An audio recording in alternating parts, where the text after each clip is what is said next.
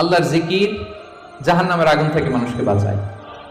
রাসূল সাল্লাল্লাহু আলাইহি ওয়াসাল্লাম বলেন, লিকুল্লি শাইইন সিকালা ওয়া সিকালাতুল কুলুবি যিকরুল্লাহ। সবকিছুকে পলিশ করতে হয়, আর অন্তরের পলিশ করার পদ্ধতি হচ্ছে যিকরুল্লাহ, আল্লাহর জিকির। আল্লাহর জিকির ছাড়া কোনো কিছু দিয়ে হৃদয়কে পলিশ করা যায় না। এরপর বিষ্ণু সাল্লাল্লাহু আলাইহি ওয়াসাল্লাম বলেছেন, মা মিন শাইইন আনজা মিন আযাবিল্লাহি মিন যিকরিল্লাহ।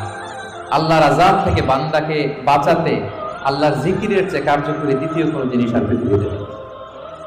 আল্লাহর আযাব থেকে রক্ষা করতে সবচাইতে কার্যকরী হাতিয়ার হচ্ছে যিকরুল্লাহ, আল্লাহর স্মরণ। সবসময় উঠতে বসতে আল্লাহ তাআলাকে স্মরণ করা। তাহলে বেশি বেশি জিকির আমাদেরকে জাহান্নামের আগুন থেকে বাঁচাবে। ৮ নম্বর বেনিফিট হচ্ছে, এটা খুব ইন্টারেস্টিং যদি আপনারা একটু খেয়াল করেন, যে এই জিকিরটা এটা যে কোনো সময় করা যায়। কি বলেন? যে কোনো সময় করা যায়, যে কোনো পরিস্থিতিতে করা যায়, ইন এনি সিচুয়েশন, যেখানে থাকেন করা যায়। আল্লাহ বলেছেন, ফাযকুরুল্লাহা কিয়ামান ওয়া কুউদান ওয়া আলা জুনুবিহিম। দাঁড়িয়ে করা যায় আল্লাহর জিকির, বসে করা যায়, শুয়ে করা যায়, ইভেন আপনি যদি অপবিত্র থাকেন তখনও করা যায়।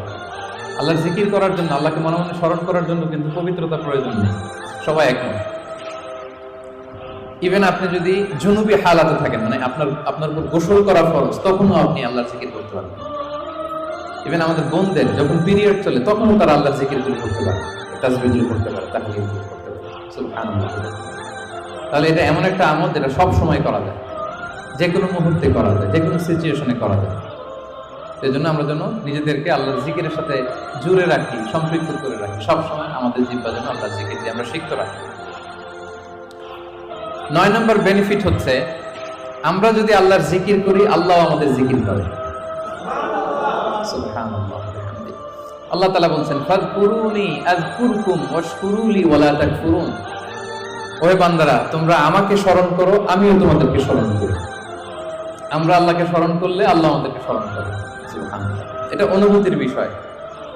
প্রাইম মিনিস্টার আনোয়ার ইব্রাহিম যদি আমাকে স্মরণ করে, আমাকে নিয়ে কথা বলে প্রাইম মিনিস্টারের অফিসে, এটা কেমন ফিল হবে আপনাদের?